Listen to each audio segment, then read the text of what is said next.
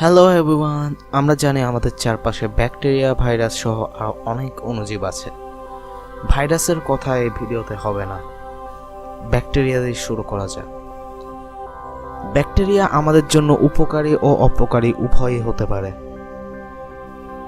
Bacteria দ্বারা পচন হয় সেসব পদার্থ হলো বায়োডিগ্রেডেবল পদার্থ, আর নন বায়োডিগ্রেডেবল পদার্থ হলো সেই সব পদার্থ যা ব্যাকটেরিয়া দ্বারা পচে না।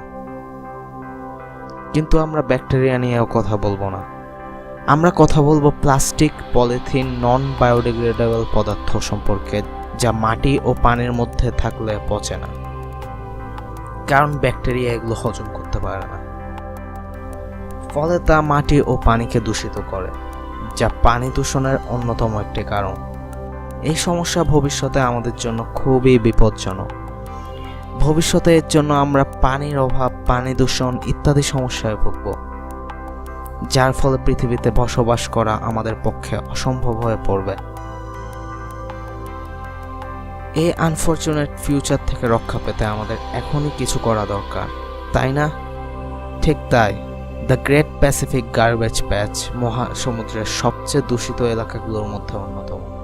সে স্থান প্রচুর আবর্জনা, প্লাস্টিক ও পলিথিনে ভরে আছে, যা খুবই ঝুঁকিপূর্ণ। এর থেকে ওশিয়ান ক্লিনিং মেশিনের ধারণা পায় 22 বছরের বয়ান স্ল্যাক। ফটোকপ আছে, আর আজ কথা বলবো তার সম্পর্কে, যিনি মহাসমুদ্র পরিষ্কারের উদ্যোগ নিয়ে অর্থ সংগ্রহ করছেন।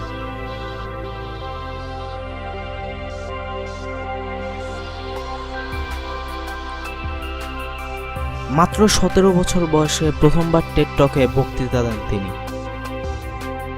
What if there were an even better way to clean the oceans?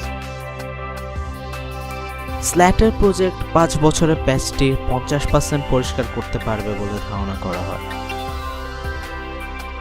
একটি বিশাল ভাসমান পাইপ প্লাস্টিক সংগ্রহ করতে ব্যবহার করা হয়। পাইপটি স্রোতের সাথে ভাসতে থাকে। এটি ভাসমান নোঙর ব্যবহার করে। প্লাস্টিকগুলো এর মাঝখানে সংগ্রহিত হয়, আর একটি বোট ধারাবাহিকভাবে প্লাস্টিকগুলো সেখান থেকে সংগ্রহ করে। এটি এখন চলমান এবং সফল হলে এর আরও অনেক প্রজেক্ট আসতে পারে। সম্পূর্ণ ব্যবস্থার জন্য $30 মিলিয়ন সংগ্রহ করা হয়েছে।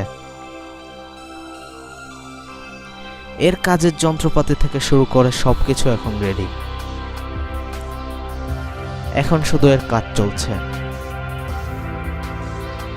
এর সফলতা আমাদের জন্য বৃহৎ সুফল বয়ে আনবে। এই প্রজেক্টের মাধ্যমে হয়তো আমরা আমাদের গ্রহটিকে পরিষ্কার করার ক্ষেত্রে এক ধাপ এগিয়ে যাচ্ছি। বাংলাদেশেও কি আপনি এমন একটি উদ্যোগ বাস্তবায়িত হতে দেখতে চান?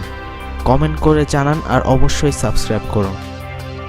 আবার পরের ভিডিওতে দেখা হবে, আর ততদিনের জন্য বিদায়।